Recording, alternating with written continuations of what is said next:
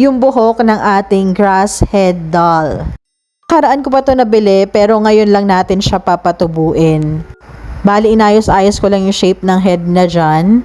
Na-excite na talaga ako, sana mapatubo natin to.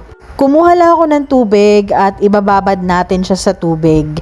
So mga 30 minutes lang natin siyang ibababa dyan. Kailangan mabasa yung buong katawan ng ating doll.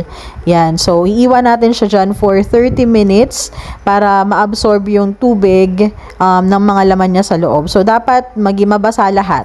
Pwede din naman sumobra ng 30 minutes kasi yung akin, nakuha ko siya siguro mag 1 hour na din kasi may ginawa pa ako.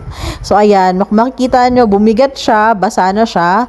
Tapos ilalagay ko siya dito sa parang plate. So kasama niyan pag bumili ka nito, ilalagay ko siya dyan at dito ko siya lalagay para kahit na paano masisinagan siya ng araw. Tapos babalikan natin ulit kung magkakabook na siya bukas. Yun lang.